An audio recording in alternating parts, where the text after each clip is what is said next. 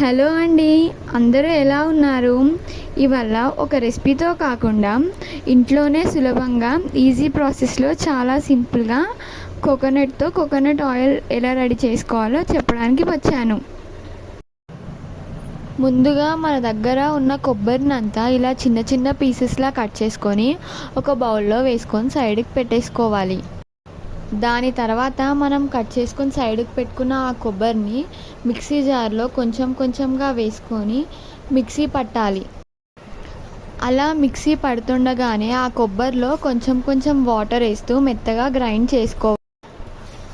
మనం మిక్సీ పట్టిన కొబ్బరి ఒక మంచి కన్సిస్టెన్సీ వచ్చే వరకు వాటర్ని యాడ్ చేస్తూ బాగా మిక్సీ పట్టిన తర్వాత ఒక గిన్నె తీసుకొని ఆ గిన్నెలో స్ట్రెయినర్ని పెట్టుకొని మిక్సీ పట్టిన కొబ్బరిని ఇలా వేసుకోవాలి.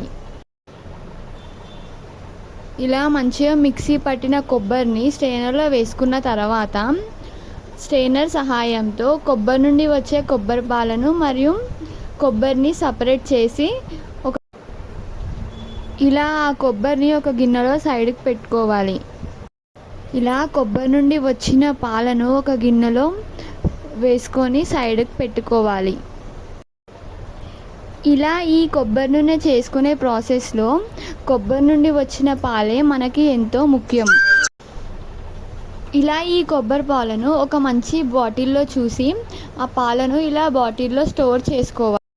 ఇక ఇంట్లో ప్లాస్టిక్ బాటిల్స్లో స్టోర్ చేసుకోవడం కుదరకపోతే మన ఇంట్లో ఉన్న ఏవైనా గిన్నెలలో ఆ పాలను స్టోర్ చేసుకొని పెట్టుకోవచ్చు కూడా.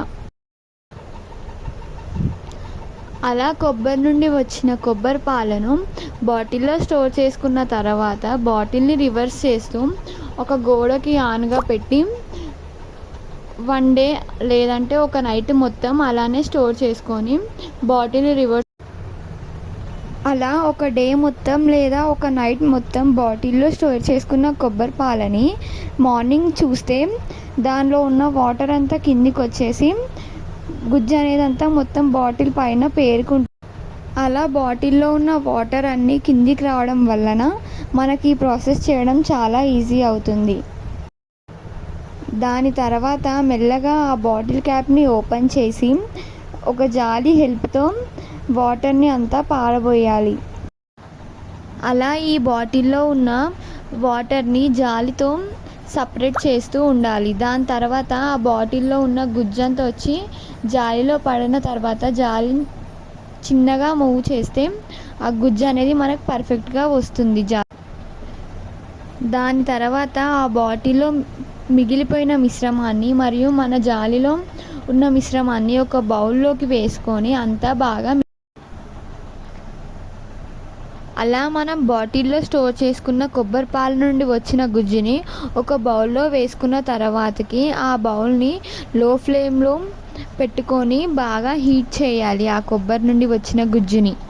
దాని తర్వాత కొద్దిగా హీట్ అయిన కొద్దీ ఆ గుజ్జు ఇలా లో ఫ్లేమ్లో ఒక 10 నుండి 15 నిమిషాల వరకు కొబ్బరిని ఇలా బాగా కాచుకున్న తర్వాతకి కొంచెం కొంచెంగా కొబ్బరి నూనె రావడం స్టార్ట్ అవుతుంది.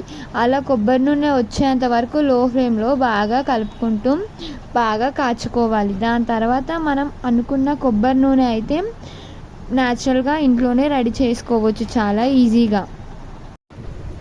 ఇలా బయట నుండి ఆర్టిఫిషియల్ కొబ్బరి నూనె వాడడం కంటే ఇంట్లోనే చాలా ఈజీగా కొబ్బరి నూనె చేసుకోవడం వల్ల మనకి చాలా సేఫ్టీగా ఉంటుంది. ఇలా ఈ కొబ్బరి నూనె మనం చాలా అవసరాలకి ఇంట్లో వాడుకోవచ్చు. ఇలా ఇంట్లోనే చాలా సింపుల్గా కొబ్బరి నూనెని రెడీ చేసుకోవచ్చు మనం కూడా కుదిరినప్పుడు.